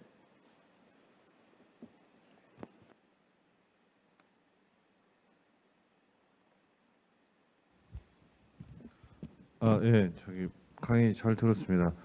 사실 솔직히 말씀드리면 제가 처음에 예상했던 그 질병하고는 조금 범위가 저 익숙한 질병들이 되게 많아가지고 좀 다르게 느껴졌는데요. 듣다 보니까 이제 결국에는 모든 예방 접종을 사실상 하면 좋겠지만 실제로 그렇지 않을 거기 때문에 그렇다면은 그 해외 그 어느 나라를 솔직히 가게 될지는 모르겠지만 그래도 지금 말씀하신 것 중에 이것만은 꼭 필수적으로 맞고 나가야 된다. 뭐 꼽으시는 게 있는 건지 또 하나가 여기는 뭐 예방 접종을 하든 안 하든 꼭 여기는 가지 마라 이런 데가 있으시면 말씀을 좀 부탁드리겠습니다. 예. 그래서 뭐 사실은 나라마다 이제 그 일단 환자가 오면 어느 나라 갈 건지 확인하고 그 나라에서 어느 감염병 있는지 어느 질환 있는지 확인을 하고 맞춰서 만일에 아까 예를 들어서 광견병, 공수병 있잖아요. 만일에 그 광견병에 걸리는 개한테나 원숭이에 물릴 가능성 너무 희박하면 예방접종 맞을 필요 없고요. 일단 그 나라 상황에서 그 상황에 맞게 처방을 해야 되고요. 그 다음에 그 말라리아 예방약 경우에는 100% 효과는 없다고 봅니다. 뭐 70%, 80%그 이상 있을 수도 있는데 그래서 항상 약을 먹어도 갔다 와서 열 있으면 말라리아 생각을 해야 되거든요. 제가 너무 광범위한 내용이기 때문에 길게 다 말씀드릴 수가 없는데 저는 오늘 말씀드리는 것은 굉장히 중요한 것만 말씀드리는 거예요. 그 이외에는 수많은 질병, 다른 예방접종도 맞을 필요 있고, 근데 예를 들어서 진드기 매개 뇌염은 백신은 우리나라에서 없거든요. 그래서 다 맞고 싶어도 맞을 수 없는 백신도 있고요. 제대로 제가 대답을 해드렸는지 모르겠습니다. 질문이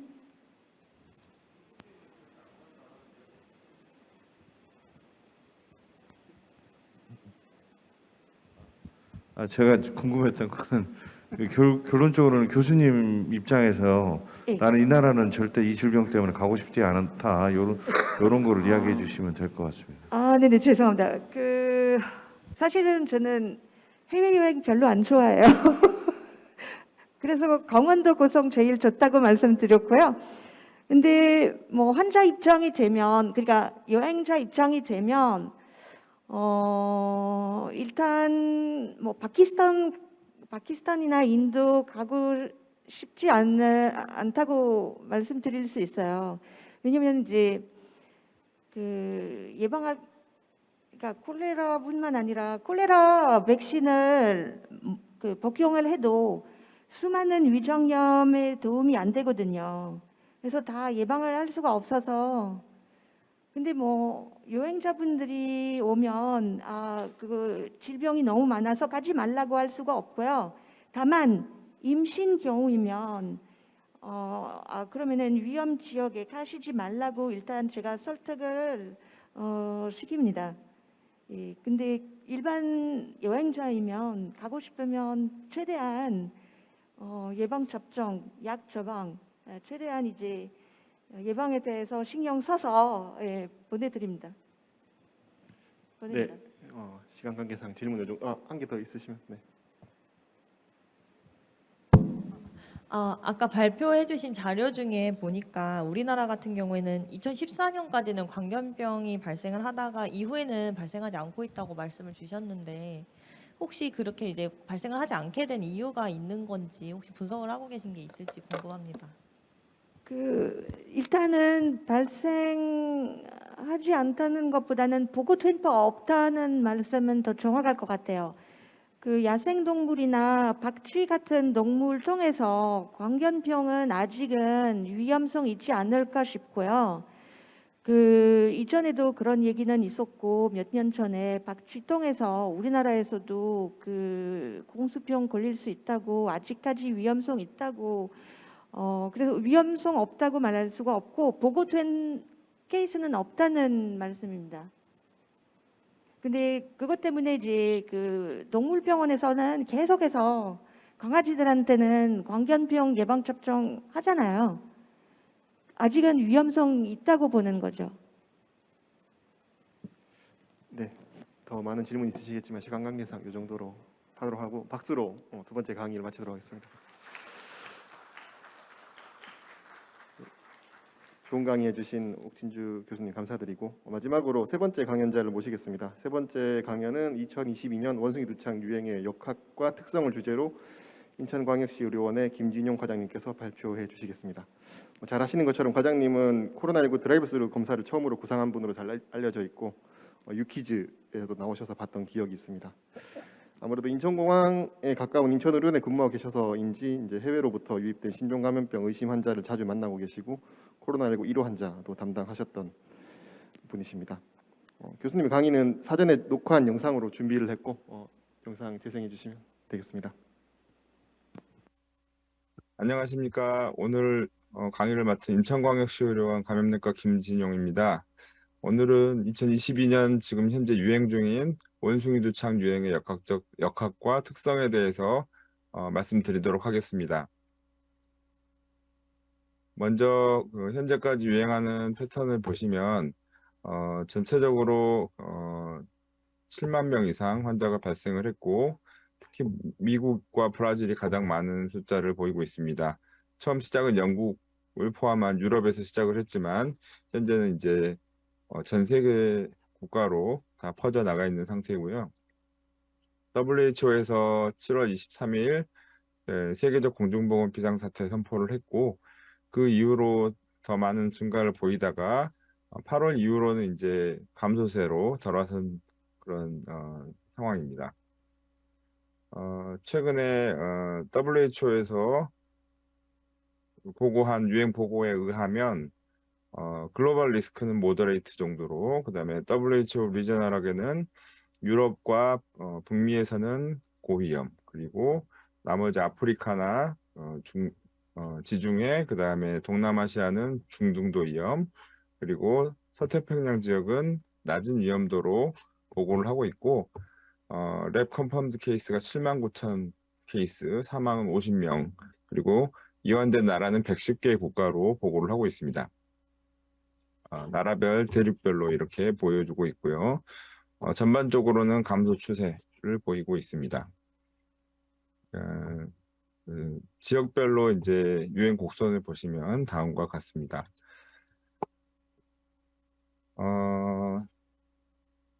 그리고 이제 몽키폭스에 대해서 바이러스 이름을 새로 이제 지어야 되겠다라는 의견들이 8월 달에 나왔었고, 일단 그 클레이드 이름이 콩고 바신, 그다음에 웨스트 아프리카 이렇게 클레이드를 이름을 부르고 있었는데 지역 이름을 빼고 클레이드 1, 클레이드 2로 명명을 했고, 특히 이번에 유행하는 클레이드 2 유사 클레이드는 클레이드 2B와 2A와 2B로 나눴고 2B가 지금 유행하는 글로벌 2022년 글로벌 아웃브레이크의 원인으로 보고 있습니다. 이름을 좀 고쳐야 되겠다라고 했었고 지역별로 중앙 아프리카가 이제 클레이드 1, 서아프리카가 클레이드 2에 해당이 됩니다. 11월 28일 WHO에서는 멍키폭스라고 하는 이름을 새로운 이름으로 권장을 했고, 이 원숭이에서 처음 발견되긴 했지만 사실상 원숭이가 주요 숙주가 아닌데 원숭이라는 이름을 붙여 있기 때문에 엠폭스라고 이름을 바꿀 거를 권장을 하고 한 1년 정도의 유예 기간을 거쳐서 엠폭스와 멍키팍스를 같이 사용을 하고 나중에 이제 멍키팍스는 서서히 쓰지 않는 걸로 추천을 하고 있습니다. 당분간은 이 강의에서도 멍키폭스로 원숭이 두창으로 강의를 하도록 하겠습니다. 일반적으로 알려져 있던 그 원숭이 두창의 그 잠복기는 6에서 13일이었고 5에서 21일까지 분포가 돼 있었습니다. 지금 유행하는 원숭이 두창 2022년 유행에서는 7에서 10일 정도, 비슷하긴 하지만 7에서 10일 정도로 보이고 있고, 네덜란드 케이스는 8.5일, 그 다음에 스페인 케이스는 한 7일 정도 잠복기를 보이고 있습니다. 그리고 대부분 사람들은 치료 없이 몇 주 이내에 좋아지는 걸로 되어 있고, 합병증을 보이는 경우는 백신을 안 맞은 사람이 좀 더 많은 걸로 되어 있습니다. 스몰퍽스 백시네이션, 그러니까 몽키퍽스하고 지너스 안에만 들어있는 스몰퍽스 백시네이션에는 85% 효과가 있다, 예방 효과가 있다라고 전통적으로 알려져 있었고, 그리고 이제 무증상 감염 같은 경우는 어느 정도인지 알 수 없다라고 하고 있습니다. 요거는 이제 아프리카에서 유행했던 몽키폭스의 기본적인 증상 징후를 보여드리는 건데, 일단 초기 1에서 5일 동안 열, 그다음에 두통, 백페인이나 근육통을 보이다가 그때 이제 또 특징적인 거는 임파선염입니다. 임파선염이 이 병과 다른 그 발진을 동반한 발열 질환들의 차이점으로 보이고 있고요. 그러고 나서 열이 떨어지고 나서 두 번째 페이지로 들어가고 그때부터 이제 발진이 특징이 됩니다. 발진은 대체로 맥큘, 페퓰, 베시클, 퓨스출 이렇게 순서대로 진행하는 걸로 돼 있고 그 피부 병변 한 가운데 쪽이 이렇게 움푹 파여 있는 움빌리케이션 되어 있는 모습을 보인다고 하고 이쪽 우측 상단에 있는 그림처럼 한 가운데 노랗게 움푹 들어가 있는 이런 특징을 보인다고 합니다. 그리고 이러한 발진은 뭐 센트리푸갈, 그러니까 얼굴이나 몸통에서 시작해서 사지로 퍼져나가는 양상을 보인다고 했고, 하지만 지금 유럽을 중심으로 이제 전국으로 전 세계로 퍼진 2022년 유행 버전은 보통 병변이 이제 제니탈 에리에서 시작하는 경우가 많다고 합니다. 기존에 이제 아프리카 유행했던 타입하고는 좀 다른 부분입니다. 곡소 임파선염이 홍고 케이스에서는 98.6% 정도까지 보고가 된다고 돼 있고 이렇게 경부 임파선염이 있는 경우도 있고 그다음에 다른 부위 임파선도 관찰이 됩니다. 구강 궤양도 꽤 많이 있고 이래서 못 먹거나 탈수가 돼서 위험해지기도 한다고 돼 있고요. 그다음에 이제 페링스나 컨정티바 그리고 제니탈 뮤코사가 염증을 보이고 특히 이제 컨정티발 인플라메이션 같은 경우는 실명이나 시력 저하의 위험을 보일 수도 있다라고 되어 있습니다. 우리가 지금 몽키폭스의 디지즈 그 질병 경과를 잘 모르기 때문에 스몰폭스에 대해서 비교적 잘 알려져 있는 스몰폭스에 대해서 이 병의 경과를 참고를 해보겠습니다. 스몰폭스 같은 경우는 감염이 이렇게 흡입을 해서 바이러스를 흡입을 해서 감염이 되고 이제 그 열이 나는 이제 프로드롬이죠. 열이 나는 잠복기까지 한 7에서 17일 정도를 보인다고 하고 있습니다. 그 잠복기 동안에 무슨 일이 일어나느냐? 우리 몸 안에서는 코, 입 점막을 통해서 들어온 것들이 곡소 임파선으로 일단 갑니다. 그리고 곡소 임파선에 있던 것들이 바이레미아를 일으키면서 비장이나 간 그리고 RES, 레티큘로 엔도셀리아 시스템으로 퍼지게 되고요. 그러고 나서 다시 한번 바이레미아가 일어날 때 그때 이제 열이 난다라고 생각이 됩니다. 그 열이 날 때쯤 해서 이제 피부에 병변들이 생기고 그 각 병변들에서는 바이러스가 많이 함유돼 있습니다. 이렇게 프로드롬이 생길 때쯤 해서부터 전염력에 대해서 보면 여기 보시면 오로페린지얼 시크리션의 전염력이 꽤 많아집니다. 그래서 천연두도 이제 호흡기 전파가 가능한 병이 되는 거고요. 요 병의 단계를 이제 몽키폭스도 비슷하게 밟기 때문에 우리가 검체를 어느 부위에서 채취를 할지 어느 단계에 따라 어느 부위에서 채취를 할지 참고를 할 수 있을 것 같습니다. 몽키폭스도 이 천연두하고 똑같이 일옵션, 페퓰, 베시클, 퓨스출 이런 단계로 차례대로 지나간다고 돼 있고 각각의 단계는 하루 이틀 정도, 2, 3일 정도 경과를 보입니다. 퓨스출에서 크러스트 디스커마시언까지는 각각이 한 5에서 7일 정도 단계를 보이고 수주에 걸쳐서 이렇게 흔적을 남기고 사라지는 패턴을 보였다라고 합니다. 우리가 지금은 이제 천연두를 지구상에 없기 때문에 볼 수 없지만 이런 그 그래프를 통해서 참고를 할 수 있고요. 몽키폭스도 병의 경과가 이런 식으로 진행이 됩니다. 패소피지올로지를 보시면 일단은 처음에는 이제 피부로 이노큘레이션이 되고 피부로 이노큘레이션 되는 거는 피부에 이제 마이크로 어브레이전 까진 부위를 통해서 들어간다라고 되어 있고요. 또 호흡기 경과는 호흡기의 점막을 통해서 들어간다라고 생각을 하고 있습니다.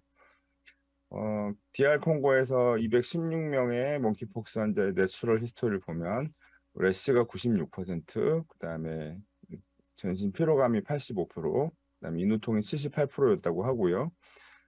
클래식 몽키폭스 래시가 99.5%, 그리고 특이할 만한 게 임파선염이 98.6%인데 경부 임파선염이 제일 많았고 85%, 그다음에 사타구니 쪽 서해부 임파선염이 77%를 보였다고 합니다. 올해 이제 2022년 몽키폭스를 겪으면서 애니제임 리뷰 아티클이 하나가 나와서 거기에 나온 그림을 한번 가져와 봤습니다. 그래서 이제 웨스트 아프리카나 센트럴 아프리카에서는 이제 이런 그 설치류들이 다람쥐나 쥐 이런 설치류들이 내부적으로 이제 순환을 하고 있고요. 그런 주나틱 그 거기에서 이제 사람으로 전파되는 주노틱 트랜스미션을 보입니다. 그리고 이제 2003년도에 있었죠. 이 애완동물이 감염되는 케이스가 있었고 그때 미국에서 애완동물을 통해서 또 사람한테 전파되는 이렇게 엑소틱 펫 트레이드와 주노틱 트랜스미션을 통해서 가기도 했고요.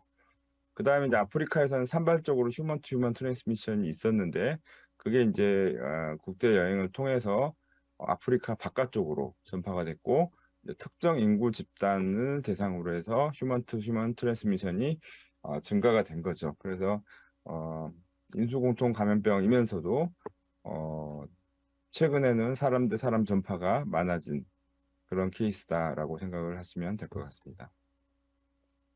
2022년 유행한 몽키폭스의 초기 임상 보고고요. 애니제임의 이제 포르투갈 케이스 2개를 보고한 클리니컬 이미지입니다. 이렇게 페니스 샤프트에 다크 크러스트를 만들어낸 이런 병변이 보이고 처음에 1주 동안은 통증이 없는 제니탈 래시가 있었다고 하고요.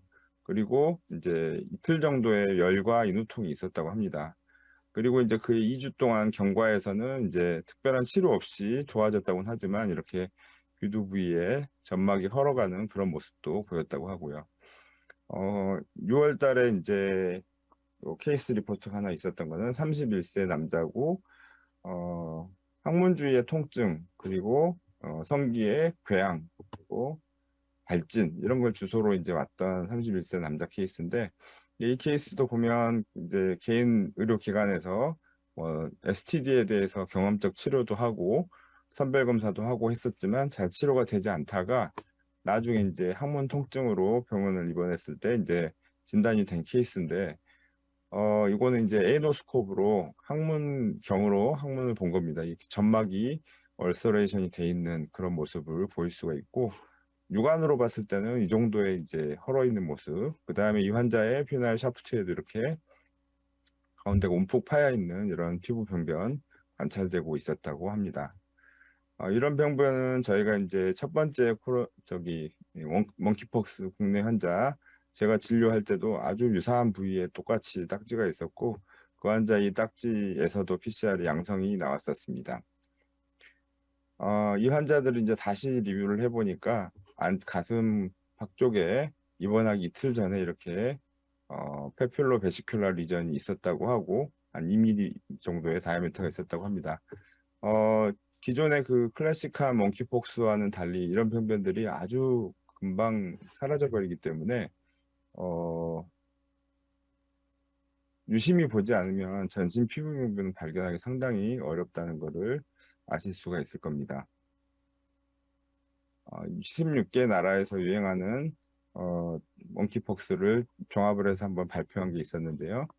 528 케이스를 봤을 때 98%가 이제 게이나 바이섹슈얼맨이었고 75%가 백인 그리고 41%가 HIV 환자였다. 아주 특징적인 모습을 보이고 있고 나이 중앙값이 38세였다고 합니다. 전파는 대부분 95% 정도가 성관계를 통한 전파였고 잠복기는 7일, 3에서 20일 정도의 분포를 보이고 있었고 당시만 해도 사망자는 없었다라고 하고 있습니다. 이 연구는 이제 그 쉐어 콜라보레이티브라고 하는 섹슈얼 헬스 앤 HIV 리서치하는 그룹에서 모은 자료고요. 31개 국가에서 그 나라의 자료들 아까 보여드린 대로 99% 남성, 호모섹슈얼이 96%, 백인이 75%. 근데 WHO에서 모은 이제 그 시츄에이셔널 리포트 동남아 케이스 같은 경우 보면 재밌는 게 남성이 한 60% 정도밖에 되지 않고요. 나이 그룹은 이제 장년층 남성이 많긴 많습니다만은 여성도 꽤 많이 있다는 것을 알 수 있고 전 세계적으로 유행하는 것과 동남아 쪽 유행하는 건 좀 다르구나라는 걸 알 수 있습니다. 진단된 거는 섹슈얼 헬스 클리닉 그다음에 응급실이고요. HIV 클리닉도 꽤 많이 있습니다. 몽키폭스와 접촉한 걸 알고 있는 사람은 26%밖에 안 된다는 것도 특이할 점인 것 같습니다. 역학적으로 연관성만 갖고는 몽키폭스를 다 찾아낼 수가 없다고요. 발진과 그다음에 피버, 열은 95%, 62%를 각각 보이고 있고 임파선 종대가 56%로 그 아프리카에서 유행했던 케이스와는 좀 다르다는 것을 알 수 있습니다. 피부 병변은 이제 피부나 에이너 제니탈 리전은 97% 보이고 있었고요. PCR 양성을 보이고 있었고 그다음에 코나 스로트에서 수합한 게 26%로 두 번째를 차지하고 있었습니다. 그래서 몽키폭스는 피부 병변에서 PCR 검사한 게 가장 중요하구나라는 걸 알 수가 있고요. 급성기, 아까 프로드로말 심텀이 있을 때 그때는 네소페린지알 수압도 도움이 될 수 있겠다라는 것을 추정할 수가 있습니다. 피부 병변이 그렇게 많지가 않습니다. 5개 미만이 39%, 5개에서 10개가 25%. 그래서 우리가 전통적으로 계속 봐왔던 흑인들의 그 온몸에 피부 병변이 덮여 있는 그런 모습의 원숭이 두창은 보기 힘들 거다라는 것을 알 수가 있습니다. 이 케이스들은 대부분 외래에서 87%가 외래에서 치료를 했다라고 되어 있고요. 최근에 이제 WHO의 시츄에이셔널 리포트 10번 11월 16일 날 발표된 거에서는 여기서도 이제 발진은 85%, 그다음에 전신 발진이 59%밖에 안 됐다고 되어 있고요.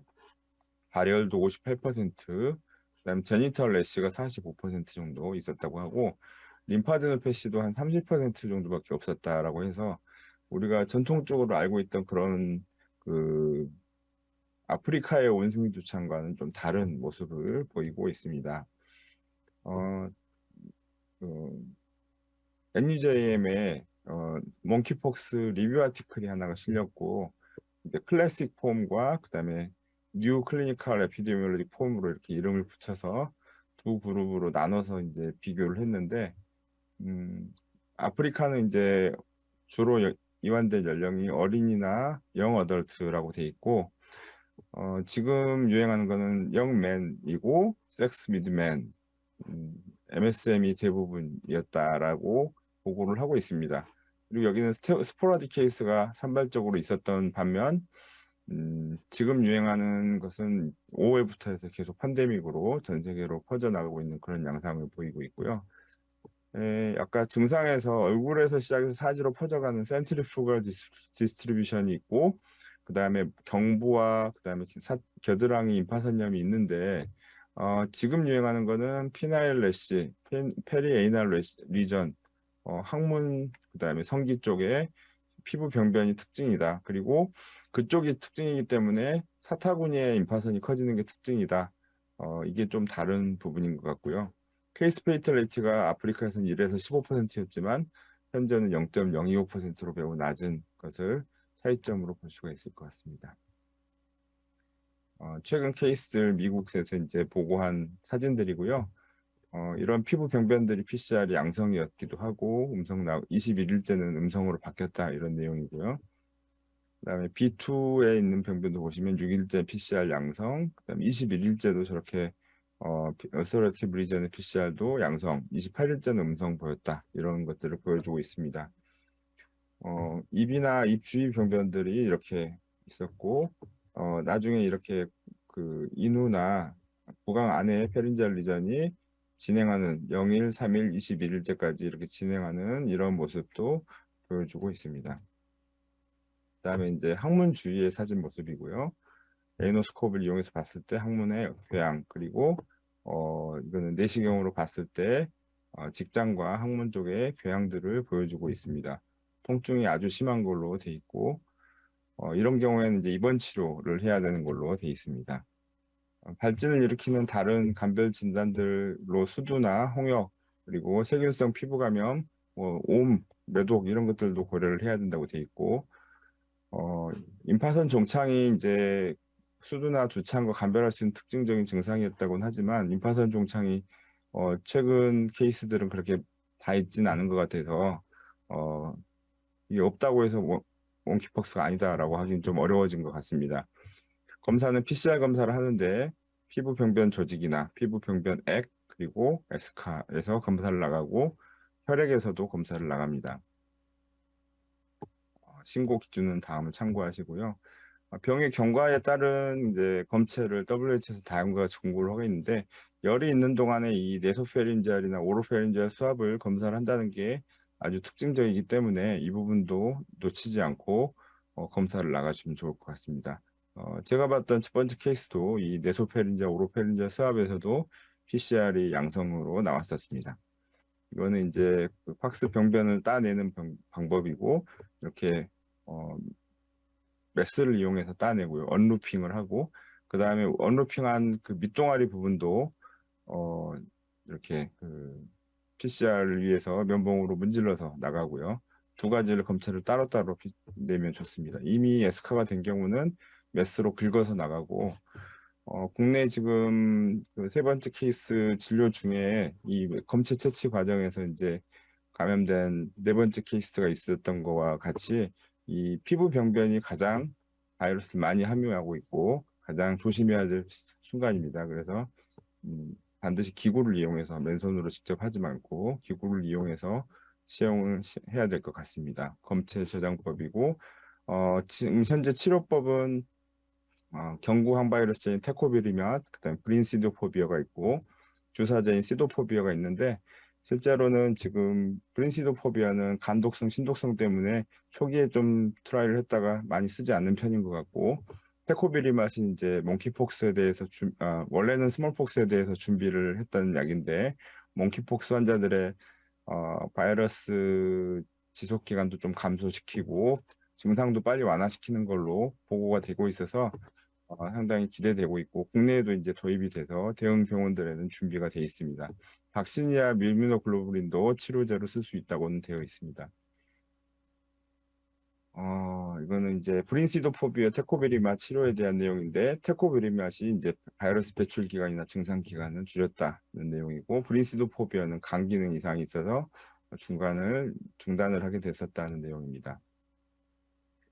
감염 관리 측면에서는 일단 표준주의를 기본으로 하고요. 그리고 드라이 매트리얼, 그 건조된 물질들이 날리는 그런 상황은 피하자라고 하고 있습니다. 펜 같은 거 쓰지 말고 그리고 환자는 1인실에 넣고 화장실도 따로 있는 1인실로 들어가도록 하고 있고요.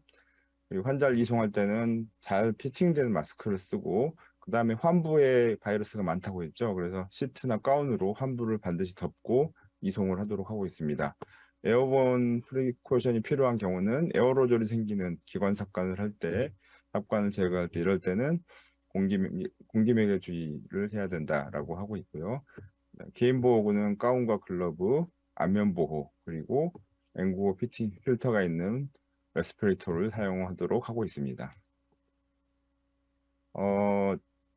그 격리 기간에 대해서는 일단 모든 피부 병변이 크러스트가 생기고 크러스트가 생겨 게 기본이고 그리고 그 새로운 새살이 밑에 있는 새살이 돋아날 때 그때까지로 이제 격리를 하고 있는데 국내에서는 이제 격리 기관에서 격리를 하지만 해외에서는 다 대부분 외래에서 이제 진료를 하고 집에서 자택에서 격리를 하는 걸로 되어 있는 것 같습니다. 환경 관리도 이제 일반적인 소독제로 소독을 하면 되겠고 가능하면 웨트 클리닝 메소드를 쓰라고 하고 있습니다. 노출 후에 관리에 대해서는 이제 항바이러스 요법, 항바이러스제와 그다음에 백신을 같이 주게 돼 있고 노출 후 최대 3주까지 관찰을 하도록 하고 있습니다. 사용할 수 있는 백신은 이제 MVA 백신, 그다음에 아캄 2000이 있는데 MVA 백신은 3세대 조창 백신이고 미국 이름은 진네오스, EU에서는 인바넥스라고 부른다고 합니다. 그래서 서브큐테니어스로 1주째하고 4주째, 0주째하고 4주째 두 번 접종하도록 돼 있고 1978년 이전 출생자들은 두창 백신을 맞았기 때문에 백신 흔적이 있는 사람은 1회만 접종하도록 하고 있습니다. 이거는 노출자 위험도에 따른 백신 접종 권고고요. 마지막으로 이제 제가 봤던 케이스 말씀드리고 마치겠습니다. 이 케이스는 34세 남자였고 올해 6월 21일 날 입원을 했고요. 여행력이 5월 26일부터 6월 1일까지 터키, 6월 1일부터 6월 20일까지 독일 베를린 여행을 했습니다. 귀국 중에 공항에서 독일에서 같이 있던 남자가 몽키폭스 의심 환자로 독일에서 이미 검사 중이다라고 하니까 본인이 공항에서 본인 몸을 뒤졌고 입술에 수포가 터진 것이 발견이 됐었고, 근데 이제 이분은 단순 퍼진이 자주 있어서 그냥 단순 퍼진인 것 같다라고 생각을 했다고 하고, 그리고 섬기의 피부 병변을 관찰해서 본인이 지금 검역소 연락해서 본원으로 오셨습니다. 40대 중반 독일 남자와 거주 기간은 6월 1일부터 14일까지 2주간이었고, 마지막 날 이후에 한 일주일 정도 지난 다음에 국내에 이제 귀국을 했었고요. 그 전에 다른 증상은 6월 18일 정도에 잠깐 두통이 있었고 열은 없었다라고 합니다. 과거력은 없었고 섹슈얼 헤빗을 가지고 있었다고 합니다.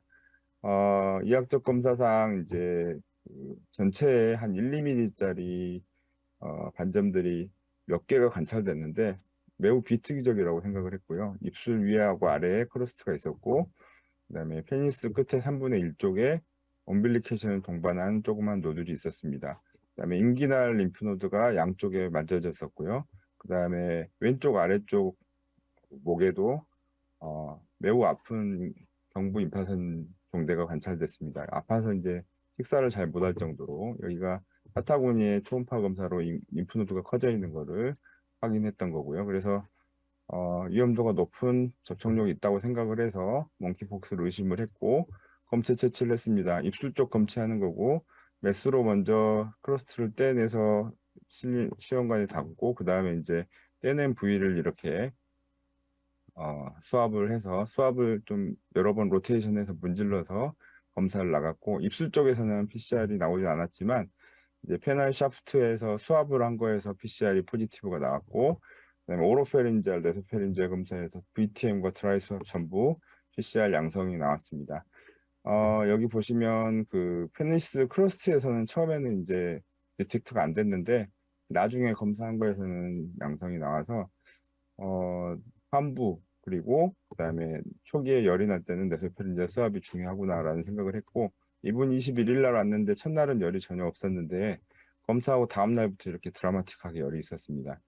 그래서 이제 저도 열이 한 2, 3일 나다가 떨어지면 이때쯤 발진이 생기겠다고 저희가 주의 깊게 피부 병변을 관찰을 했고, 보시면 첫날 왔을 때는 온몸에 아무것도 없었지만 열이 3일간 정말 딱 나고 열이 떨어지자마자부터 이렇게 온몸에 발진이 시작했고, 한 2, 3일 만에 이렇게 옅어지기 시작해서 아주 특징적인 그런 발진 패턴을 보였다. 그리고 처음 피부 그 페날 샤프트에 있는 병변들이 시간이 가면서 점차 주변부가 이렇게 두툼하게 올라오다가 나중에는 시커멓게 딱지가 돼서 떨어져 나갔다라는 그런 모습을 보여주고 있습니다. 요약하자면 지금 2022년도에 유행하는 몽키폭스는 기존에 아프리카에서 유행하던 클래식 몽키폭스하고는 임상 경과가 다르고, 얼굴이나 몸통에서 먼저 생긴다기보다 제니탈 에리에서 먼저 발병하는 경우가 많고, 그 다음에 전신 증상 이후 발진 생기는 건 비슷하지만 전신 증상 발열 자체가 없는 경우도 꽤 많다. 그리고 임상 증상만으로 보시다시피 진단이 매우 어렵기 때문에 환부에 검체 채취를 꼭 해서 PCR 검사를 나가야 되고, 네, 발병 초기에는 구인두 도말 검사도 유용할 수 있겠다. 그리고 크러스트만 검사하는 것보다는 크러스트 밑에 떼어낸 부위를 수압을 했을 때 진단율을 좀 높일 수 있다라고 생각을 할 수 있고요. 국소부 임파전 병증도 중요한 감별 도구이기 때문에 환부와 근처에 있는 임파선, 뭐 목이라면 경부 임파선염, 그다음에 서해부 제니탈이나 에이날 병변이 있다면 서해부 임파선염도 있는지를 꼭 확인을 해봐야 될 것 같습니다. 이상으로 제 강의를 마치겠습니다. 경청해 주셔서 감사합니다.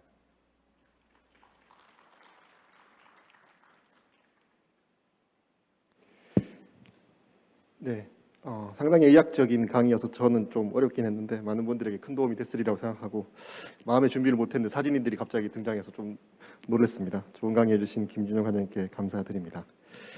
그럼 이제 이번 세션을 마무리해 보도록 하겠습니다. 그 프랑스의 시인 아나톨 프랑스라는 사람은 그 여행이란 우리가 사는 장소를 바꾸어 주는 것이 아니라 우리의 생각과 편견을 바꾸어 주는 것이다라고 말했다고 합니다. 우리가 여행을 다녀온 것은 아니지만 여행의학을 주제로 한 3편의 강의 덕분에 감염병에 대한 막연한 두려움이나 편견을 바꿀 수 있지 않았나 라고 생각을 합니다. 좋은 강의해 주신 이재갑 교수님, 그리고 옥진주 교수님, 김진용 과장님께 진심으로 감사드리고, 오랜 시간 종합학술대회 자리 지켜주신 참석자분들에게도 감사의 말씀을 올립니다. 저의 사회는 이상으로 마치고 넘기도록 하겠습니다.